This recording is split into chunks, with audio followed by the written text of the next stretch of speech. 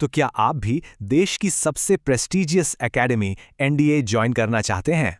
चलिए देखते हैं कैसे। जिनका सपना सम्मान और लीडरशिप वाला करियर है, उनके लिए ये रहा पूरा रोड मैप।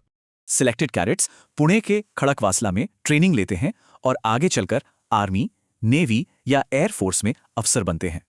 इसमें एंट्री मिलती है एक नेशनल एग्जाम के जरिए, जिसे यूपीएससी साल में 2 बार कंडक्ट करता है। सबसे पहला और सबसे जरूरी क्राइटेरिया है आपकी उम्र का। अच्छा, एक मजे की बात यह है कि आप कौन सी विंग चुनते हैं उस पर आपकी एलिजिबिलिटी भी डिपेंड करती है। ये सिलेक्शन प्रोसेस एक मल्टी स्टेज चैलेंज है जो कैंडिडेट्स को कई लेवल पर टेस्ट करता है। सबसे पहली बड़ी रुकावट है रिटन एग्जाम। इसमें 2 पेपर होते हैं, टोटल 900 मार्क्स के। और गैट का मतलब सिर्फ साइंस नहीं है, इसमें और भी बहुत सारे सब्जेक्ट्स आते हैं।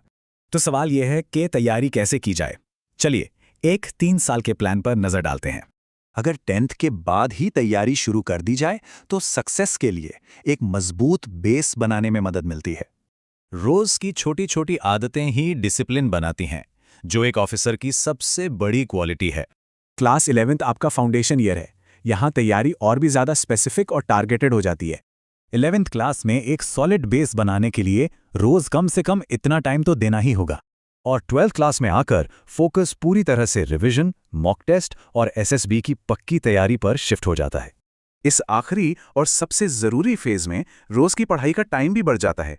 फिजिकल फिटनेस कोई ऑप्शन नहीं है, ये एसएसबी टेस्ट और एकेडमी ट्रेनिंग दोनों के लिए बहुत जरूरी है। अपनी नॉलेज को मजबूत करने के लिए ये हैं कुछ बेस्ट स्टडी रिसोर्सेज। तो असल सवाल ये है कि जो लोग सेलेक्ट होते हैं उनमें और बाकियों में आखिर फर्क क्या होता है। बात सिर्फ पढ़ाई की नहीं है, बल्कि उस माइंडसेट और पर्सनल क्वालिटीज की है जो आप अपने अंदर बनाते हैं। और यही बात सिलेक्शन प्रोसेस की मेन फिलॉसफी को दिखाती है कि लीडरशिप पोटेंशियल सबसे ऊपर है। याद रखिए, ये एक मैराथन है, कोई छोटी मोटी दौड़ नहीं। जल्दी और लगातार मेहनत ही कामयाबी दिलाएगी। रास्ता मुश्किल जरूर है, लेकिन जो सही कैंडिडेट है उसके लिए ये एक शानदार करियर की शुरुआत है। ऐसे ही और करियर गाइडेंस के लिए जियो ज्ञान सारथी को लाइक, शेयर और सब्सक्राइब करना ना भूलें। और हाँ, बेल आइकन भी जरूर दबाएं। शुक्रिया।